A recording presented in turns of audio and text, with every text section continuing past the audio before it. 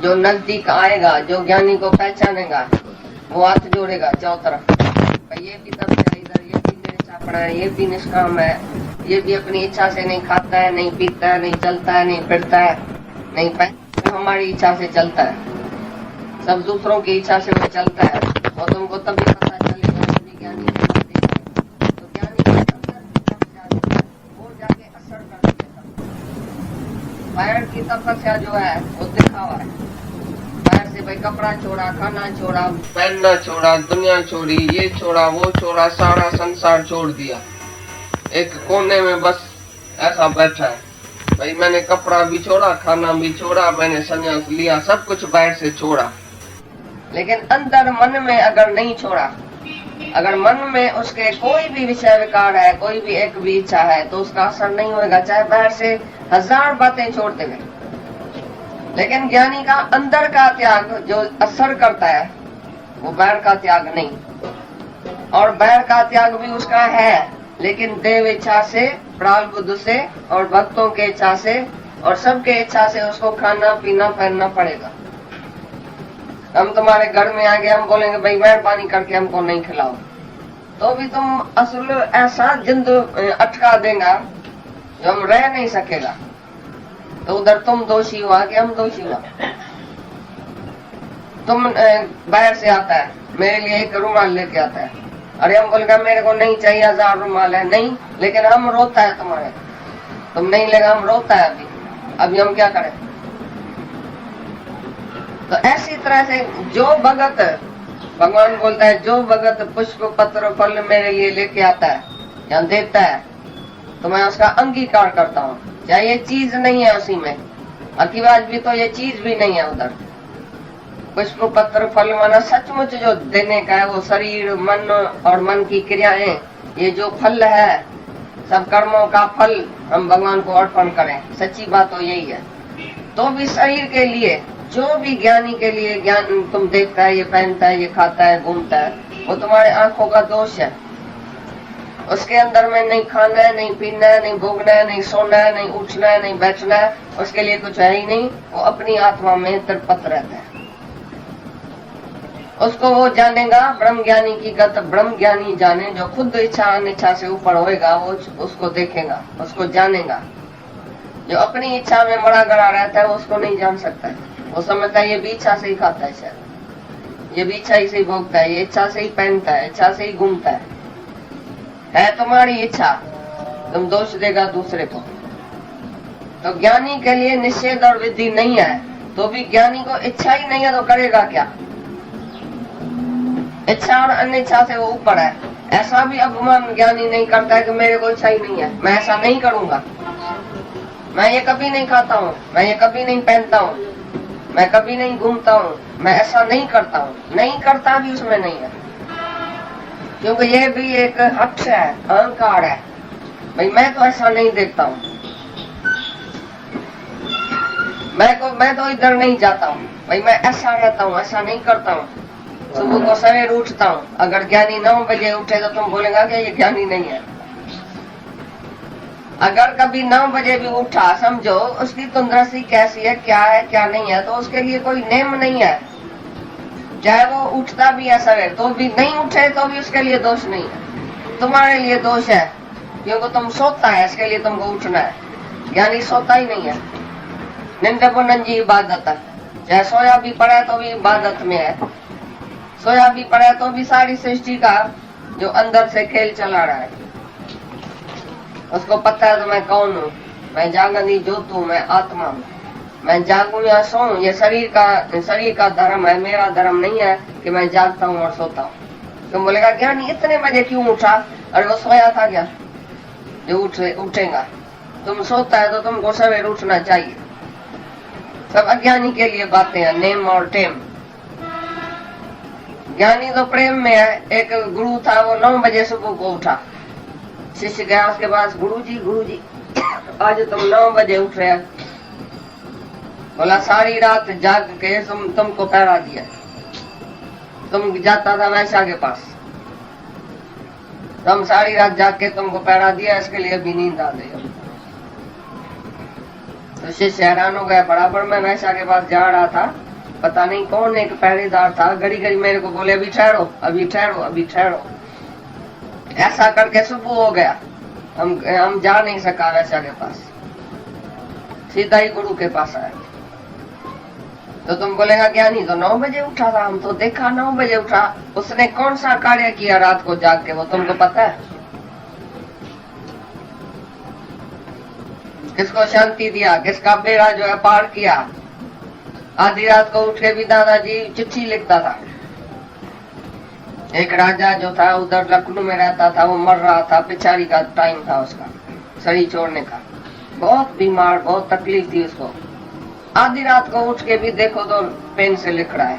पर पौने सुबह को हम जाए सत्संग के टाइम पर जाए तो दादा सोया पड़ा है, शांत में लेटा पड़ा है। दादा अभी अभी सोता है, अभी आज उठा ही नहीं है, क्या बात है?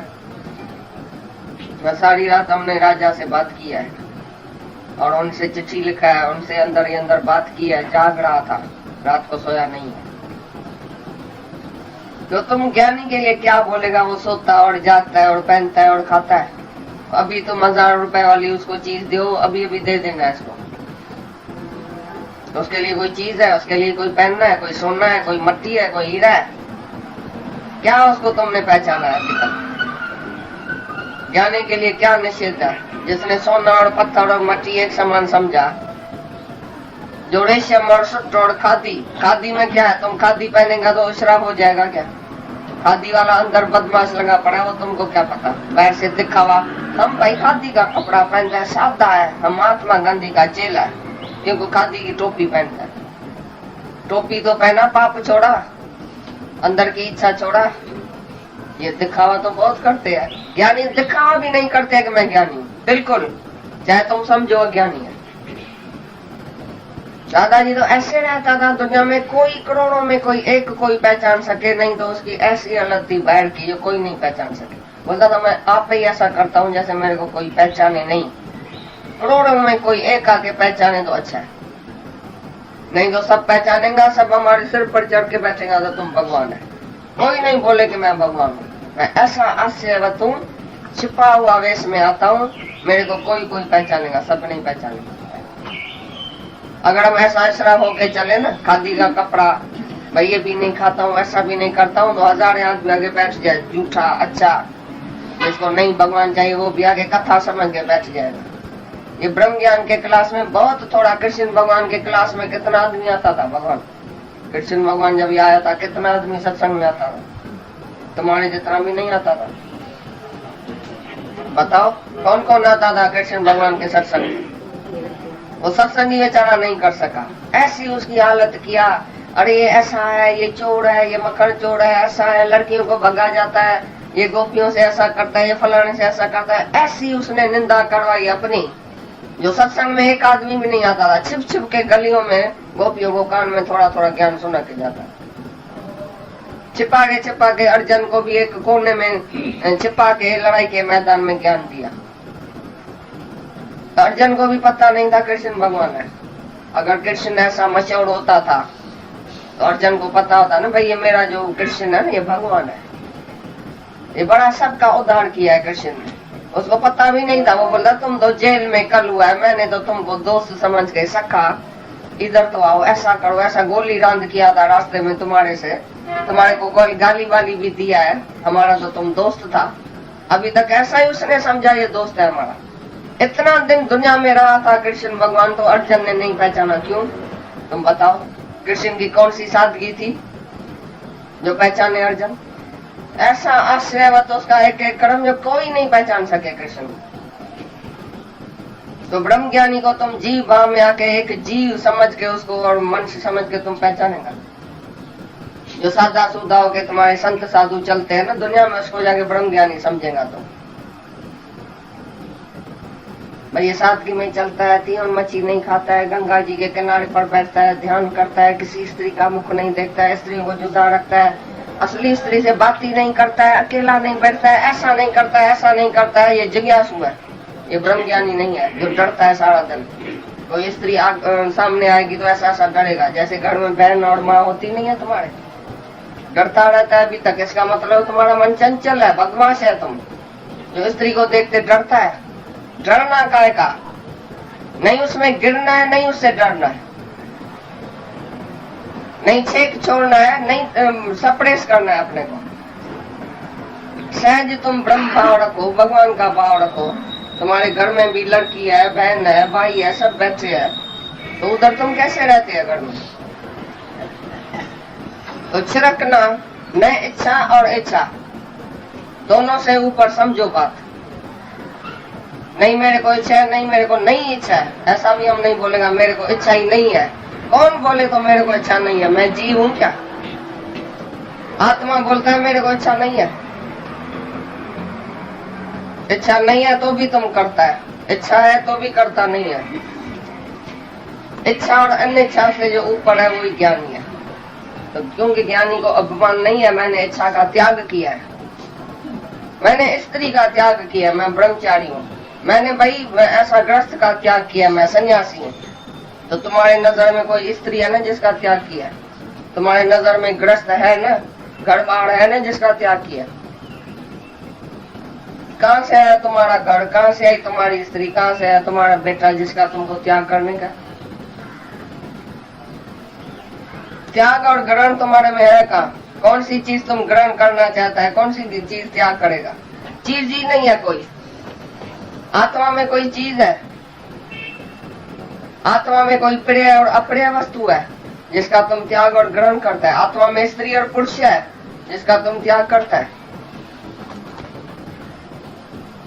इसलिए बोलता है विधि निषेध इच्छा वाले के लिए है, अज्ञानी के लिए है। भाई बराबर तुम ऐसा रहो, ऐसा रहो, तुम ऐसे अच्छी तरह से रहो, दुनिया में सादगी में रहो, ऐसा रहो। दुनिया के लिए, जिज्ञासु के लिए या अज्ञानी के लिए सब है, पर ज्ञानी के लिए इधर बोलता है विधि निषेध नहीं है। ज्ञानी की जैसी प्रारब्ध राजाई में तो राजाई में, फकीरी में तो फकीरी में, संन्यास तो संन्यास, ग्रस्त तो ग्रस्त। सारे जगत के बीच में, हजार भोगों के बीच में विचरते हुए भी ज्ञानी को तुम नहीं कुछ बोलेगा तो ऐसा क्यों करता है? राजा जनक सादगी किया था। राजा जनक सारी राजाई के बीच में बैठ के भी ब्रह्म ज्ञानी और अशरीरी उसको बोलते थे।